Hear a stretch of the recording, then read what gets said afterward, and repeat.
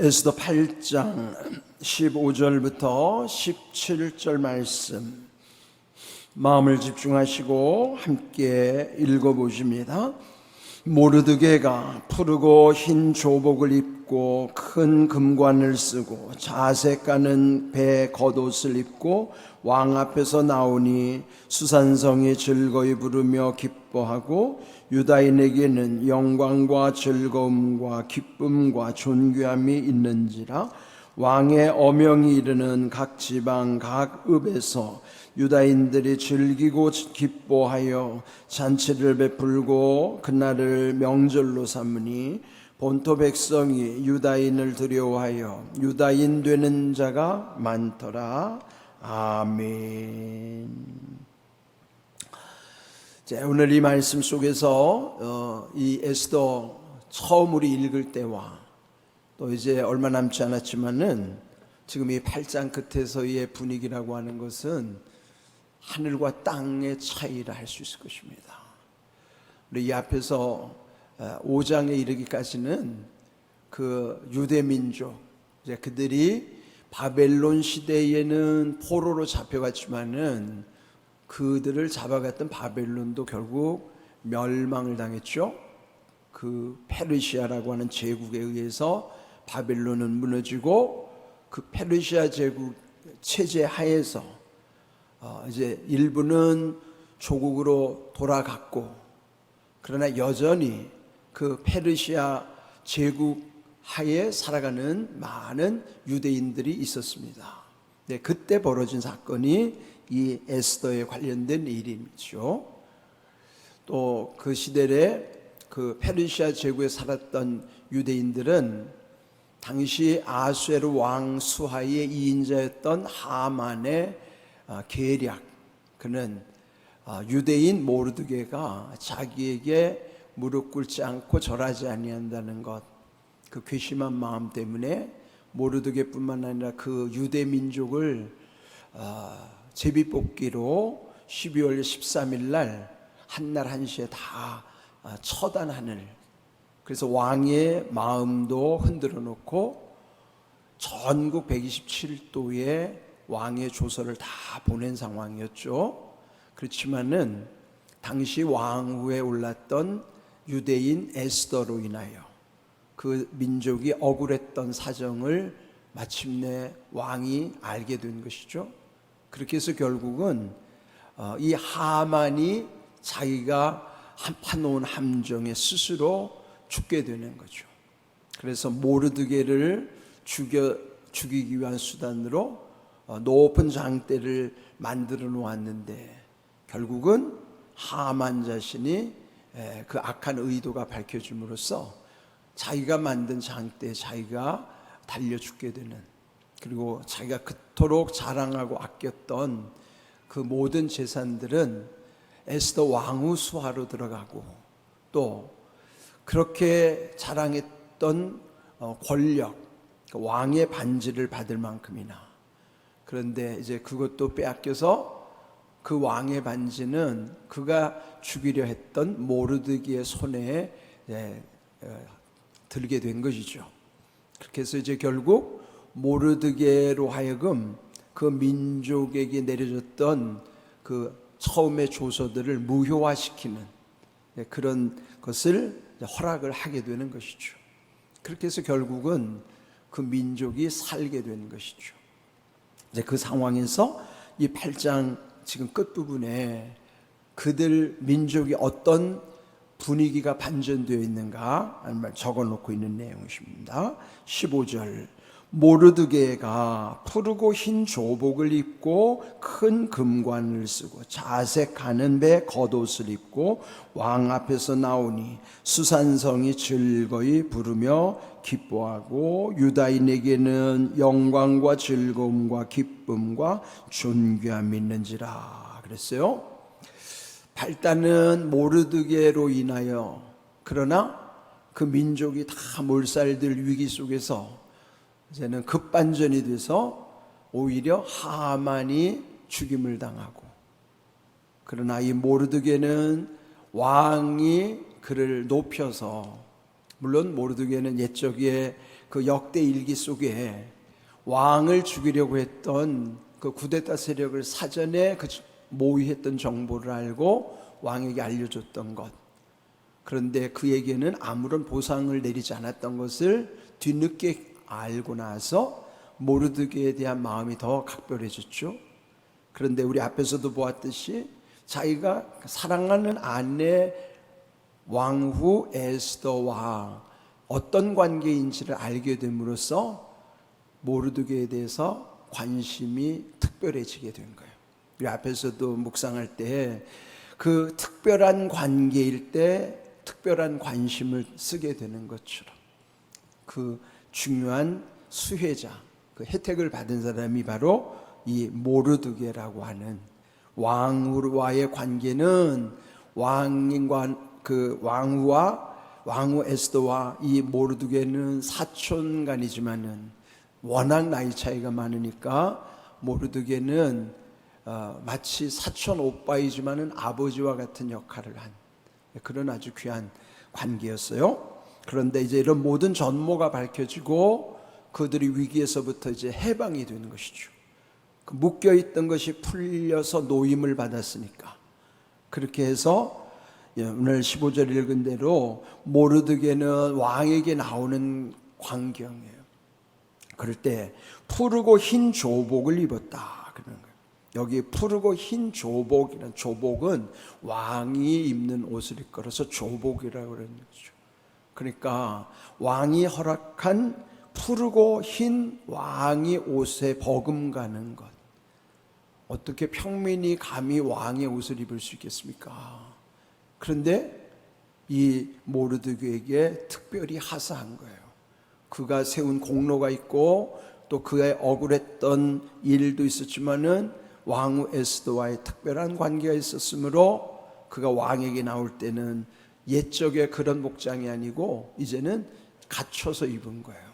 그냥 왕이 입을 만큼이나 귀한 조복인데 푸르고 흰 조복을 입고 또 큰 금관을 썼다. 그 금관도 왕이 쓸 수 있는 것인데 그만큼 왕이 높여줬다는 거죠. 또 자색하는 베옷을 입고 왕 앞에 나왔더니 수산성이 즐거이 부르며 기뻐하더라 그랬어요. 우리가 이제 말씀을 읽을 때 이제 글로만은 때로는 이해하기 쉽지 않은데 그러나 그 글 속에 묘사된 장면을 한번 머릿속으로 상상을 해보십시오. 그러니까 영상화하는 거예요.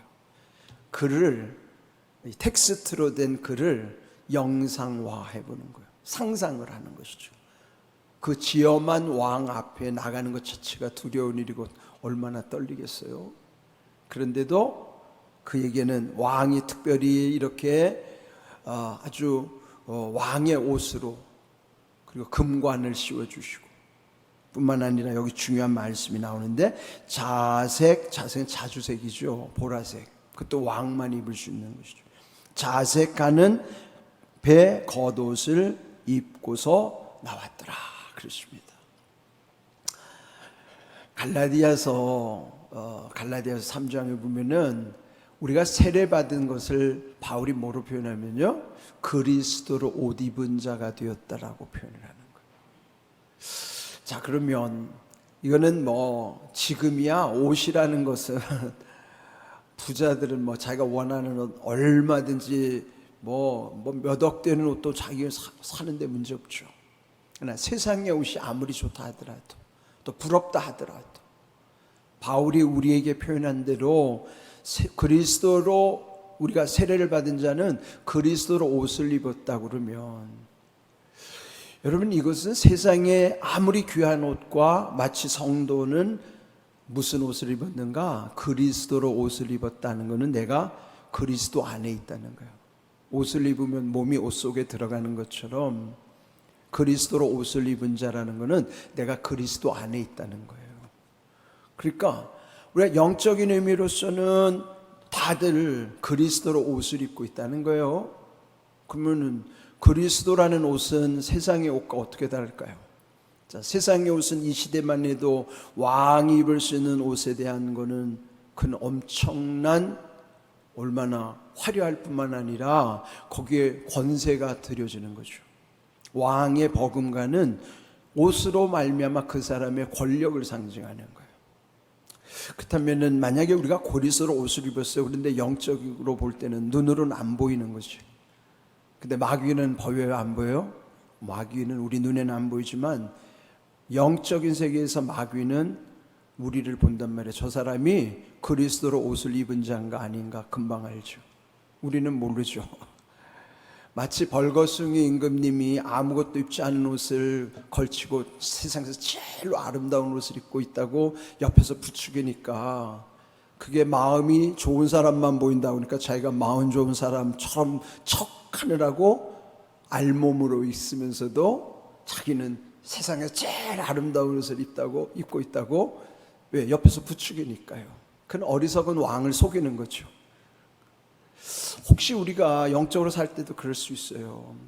실제로는 그리스도로 옷을 입고 있지도 않은데 마치 그리스도로 옷 입고 있는 척.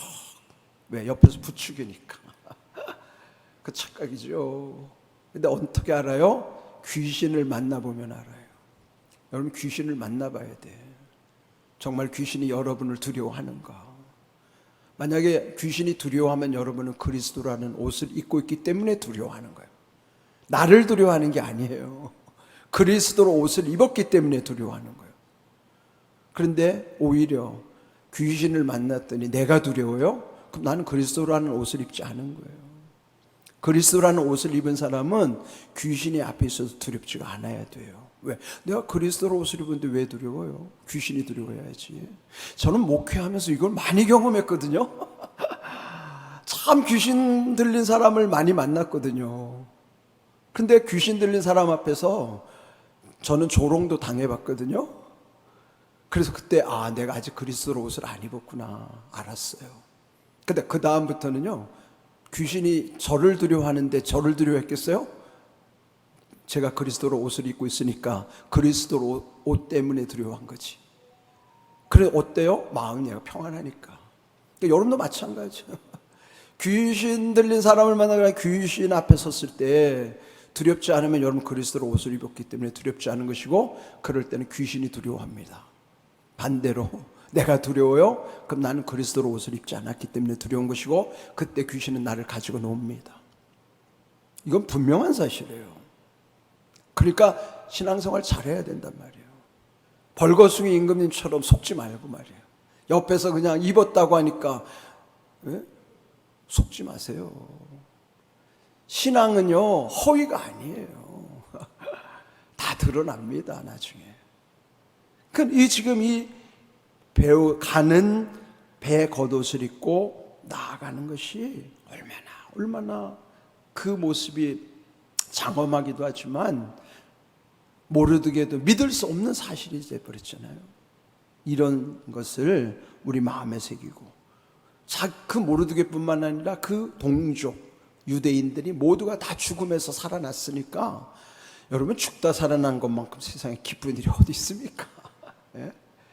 우리가 죽음에 봉착해보지 않아서 마치 살아있는 것이 당연한 것 같고 죽는 것은 나하고 관계없는 것처럼 착각하고 살지만은, 우리 주변에 보면 죽다 살아난 사람들 있잖아요. 그런 사람들은 이 산다는 것 자체가 의미가 다른 거예요. 그러니까 이 민족이 지금 죽다 살아났으니 그 기쁨이 무엇과도 헤아릴 수 없잖아요.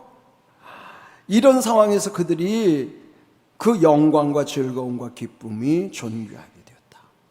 또 왕의 어명이 이르는 각 지방 각 읍에서 유다인들이 즐기고 기뻐하여 잔치를 베풀고 그날을 명절로, 우리를 말하는 국경일로 삼은 거예요.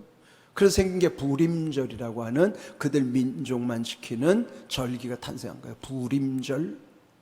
자, 근데 그 다음에 본토 백성이 그 페르시아 본토 사람들, 식민지 사람들이 아니고 본토 페르시아 사람들이 오히려 이 유다인을 두려워하며 유다인 되는 자가 많더라. 부러워해서 나도 유대인 민족이었으면 좋겠다. 지금 이런 현상이 우리나라에 나타나기 시작했어요. 왜요? 한국 사람이 되기를 원하는 사람, 외국인들 중에 귀화하는 거요, 한국 국적을 얻으려고 지금 줄을 서 있어요. 한국 국적 얻기가 얼마나 어려운지 몰라요.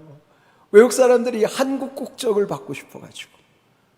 그건 뭐예요? 우리나라를 이렇게 부러워하고. 아니 70여 년 전만 해도 세상에서 가장 못 사는 나라예요. 전쟁의 폐허 속에서 아무 존재감도 없었고 무시당하던 나라. 근데 70년 만에 전 세계가 부러워하는 나라, 존경받는 나라, 그 나라 민족이 되고 싶어서 국적을 취득하려고 줄을 서는 나라. 지금 우리나라가 이렇게 됐다니까요. 그럼 얼마나 큰 은혜입니까? 우리는 그런 거를 잘 몰라요. 그런데 외국 사람들은 그렇게 우리를 부러워하는 거예요. 자, 오늘 여기 주신 말씀 속에서 우리는 이 땅에 살아가는, 물론 그는 뭐 좋은 현상이고 하나님의 은혜인 것만 분명하지만은, 우리가 여기 이 잔치라고 하는 게 에스더의 8번 잔치가 나온다 그랬잖아요. 그런데 우리 마지막 잔치는 우리에게 하늘에서 하나님이 예비하신 어린 양 혼인잔치, 그게 천국에서 베푸는 잔치예요. 그 마지막 잔치거든요. 자, 그때 어떻게 되는가 한번 이사야 35장 10절 말씀 자막으로 함께 읽어봅니다. 여호와의 속량함을 받은 자들이 돌아오되 노래하며 시온에 이르러 그들의 머리 위에 영영한 희락을 띠고 기쁨과 즐거움을 얻으리니 슬픔과 탄식이 사라지리로다. 자, 이게 마지막 우리가 천국에서 맛볼 때의 그런 경험인데요. 이렇게 모든 것이 회복될 때는 그동안에 겪었던 슬픔과 탄식은 이제 다 사라지는 거예요. 그 대신 뭐가 와요? 영영한 희락이라는 것은 다시는 슬픔과 탄식이 없으면 그건 그게 천국이죠. 거기에서 영영한 희락, 영원한 기쁨, 락, 즐거움. 희락, 기쁨과 즐거움을 띠고 기쁨과 즐거움을 얻으리니 그랬어요. 여러분, 세상이라는 것이 참 감당하기 어려운 일이 많지만은 우리는 늘 소망을 바라보기 때문에 다시 용기를 얻는 거예요. 위로를 받고. 왜? 마지막 때가 내 앞에 어떻게 펼쳐진 것을 미리 보여주시니까. 영영한 희락. 지금 이 본문에서 그 백성들에게도 이렇게 엄청난 반전을 이룬 것이, 그러나 마지막 천국에서 우리 성도들에게 예비하신 하나님이 그 앞에 펼쳐질 광경을 미리 보여주시는 거예요. 자, 그런데 오늘 제목이 뭐예요? 가는 배 겉옷을 입고 그랬어요. 모르드게가 왕 앞에 나갈 때 입었던 옷이죠. 그러면 성도들이 만왕의 왕이신 하나님 앞에 나아갈 때도 이런 가는 배 옷을 입습니다. 자, 마지막 성경이 계시록이죠. 자, 요한계시록 19장 8절 말씀 읽어봅니다. 그에게 빛나고 깨끗한 세마포옷을 입도록 허락하셨으니 이는 세마포옷은 성도들의 옳은 행실이로다 하더라. 요한에게 알려주신 거예요. 사도 요한에게 환상 속에서 마지막 천국에서 입는 옷이 뭐냐? 세마포, 한문으로 세마포, 세가 뭐예요? 가늘다는 거예요. 아주 미세한 새가 가늘다는 뜻이고 마하는 거예요. 그게 배 옷이에요. 배가 마예요. 마. 세마포 옷이 뭐예요? 가는 배 옷입니다. 성경에 오늘 읽은 가는 배 겉옷, 모르드게가 입었던 가는 배 겉옷이 성도들이 입는 세마포 옷이에요. 그 세마포 옷이 빛나고 깨끗한 세마포 옷인데, 그 가는 배 겉옷, 이 빛나고 깨끗한 세마포 옷이 어떤 의미인가? 성도들의 옳은 행실이로다. 옳은 행실이 뭡니까? 이 땅에 사는 동안에 말씀대로 살아가는 게 옳은 행실이에요. 딴짓하지 말고, 예? 괜히 남이 이간질 시키거나, 예? 괜히 함정 파지 말고, 예? 옆에 사람들 기웃거리지 말고, 하나님이 기뻐하시는 거. 편가르지 말고 하나님 편에서 하나님이 기뻐하시는 일에 힘쓰는 게 옳은 행실이에요. 그런 사람들에게 주어진 옷이 뭐예요? 빛나고 깨끗한 세마포, 다시 말하면 모르드게가 입었던 것처럼 푸르고 흰 조복과 같은 자색 가는 배옷, 이게 바로 우리 성도들이 마지막에 허락하시는 옷입니다. 얼마나 영광스러워요. 여러분, 이 땅에서는 뭐 별의별 옷 다 있잖아요. 예? 사람들이 부러워하는 많은 옷들이 있지만 부러워하지 마세요. 우리는 이 땅에 사는 동안에 그리스도로 옷 입은 자로서 영적 질서 속에 마귀가 두려워하게 하셨고, 마지막에는요 세마포 겉옷, 가는 배 옷, 그게 세마포란 말이에요. 가는 배 옷, 세마포 옷을 입고 하나님 앞에는 담대히 나가는 거예요. 예? 이 모르드게가 아하수에로 왕에게 나가듯이 우리는 만왕의 왕, 왕 중의 왕, 평화의 왕이신 하나님께 우리에 입혀주시는 이 세마포 옷을 입고 나가는 거예요. 여러분, 귀한 이것을 미리 보여주신, 그걸 소망이라고 하는 거예요. 미리 보여주시는 소망 가운데 지금 이 세상에서는 때로는 억울한 일을 당했어도, 또 속이 상해도, 고난과 고통이 있다 하더라도 오직 주님만 바라보세요. 하나님 편에 서셔야 돼요. 엉뚱한 사람들 편에 서지 말고, 엉뚱한 짓거리들 좀 하지 말고, 정말 하나님이 기뻐하시는 일을 이루어 가세요.